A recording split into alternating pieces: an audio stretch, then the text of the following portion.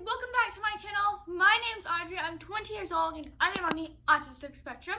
So before I get started, make sure to like, comment, and subscribe and hit the notification bell so you don't miss one of my lovely videos. Let's get on with today's video. Do you want to sit on Mama's lap so people can see you better? Yes? Thank you. So in today's video, we're going to talk about something I was thinking about last night. I had another video filmed and I'm like, you know what, I have this better idea. So I thought we would talk about this. So the topic is autism and dating. Can autistic people date? Well, I think as human beings, everybody wants some kind of form of companionship. And I think a lot of autistic people may want to date and I think may want a boyfriend, girlfriend, or partner. But for me personally, I've never had any interest in dating. I've watched my friends get boyfriends or girlfriends. We don't discriminate. We're LGBTQ friendly here. We love everybody. Just want to make that clear. Everybody matters, Black Lives Matter, all that kind of stuff. Now let's get into it. And I watched them being so hyper interested. So most of my friends were straight at the time. They may be gay or pan or bi now, but for now, all my girlfriends, they were all like, I want a boyfriend, or I'm talking to this guy, or they're always with their boyfriend, or they're having drama, or it's really good, or there was always something going on. And to me, I don't really like to talk to people every single day. For me personally is the idea of having to communicate with someone every single day and having to have this relationship and having to keep it up. Because the difference with a friendship is you can go days, weeks, months without talking to them and pick it up exactly where it left off, because I think as friends we want our friends to be happy and be successful and do and be what they want. So for example, if you have a friend who's somewhere else or in a different stage of life for you, you're fine just letting them live their life and watching them be successful and coming back 5 years or 3 months later and talking like it just never happened, when like you've been together this whole time. A relationship is a constant up, and that's just not something I've wanted. I've always felt personally closer to animals, and I've always liked having an animal.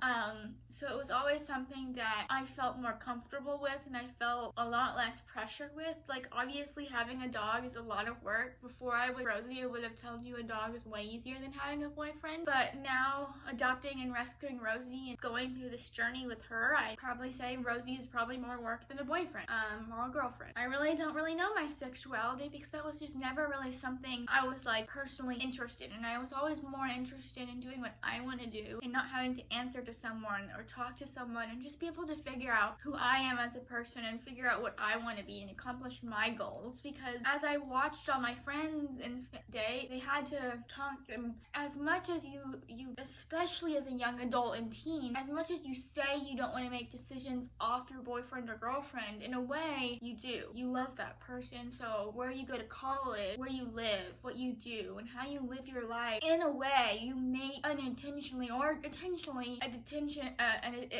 decision off that because you don't want to be away from that person, or you don't want to not go to the same college, or you don't want to be long distance, or you're okay with that in some way. That decision involves your boyfriend or girlfriend or partner or husband or whatever that may be. And I always want to figure out what I want to do and be able to live for myself and live what I want to do and do what I want, because the idea of having to upkeep a relationship with someone else just doesn't really seem like, it just seems like it would always take away, and it just always seemed a lot of work and it never just seemed fun. And I'm not saying that autistic people may not want a relationship. I think there's plenty of, I'm sure, autistic people who want to get married, want to have kids, want to have a boyfriend or girlfriend or partner and enjoy that. But for me personally, that just seems like a lot of work and something that never really interested me as I watched all my friends do it, as I said, and it just seemed always, as I said, a lot of work. And personally, I like being by myself. I like living by myself. I do not like living with others. I do not like when I have to share a bed with someone. Like, I absolutely hate it. The idea of having to sleep with someone else seems miserable. I do not ever want to have to live with someone. And at the end of the day, once a relationship gets serious, they're gonna want to live with you, and I don't want that. And I think the way I would want a relationship is not fair to another person. I maybe would want to communicate maybe once a month, once a year. and not really have put that much effort into it, and I just don't really think I want that. I've always just wanted to do my own thing. I feel like I get the same companionship from being with my dog and spending time with my dog, and I feel like it's so much more rewarding than a boyfriend. I'm able to grow, and I absolutely love having a dog. I absolutely love being a dog mom, and I love it. And I just feel like having to put something else into a human being and having to share my life with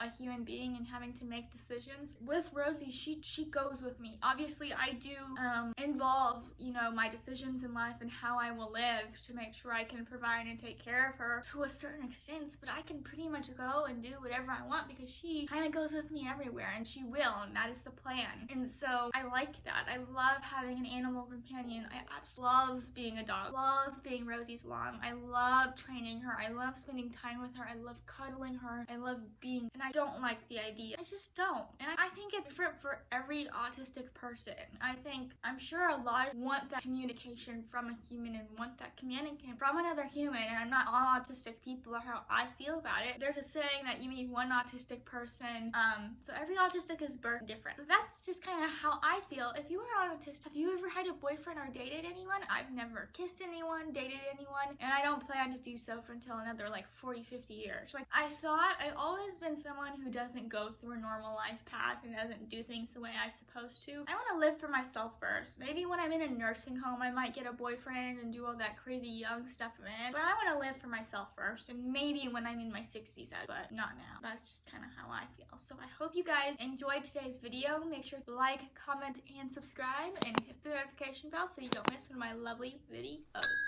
I will see you guys next week. Bye guys, you have a great day.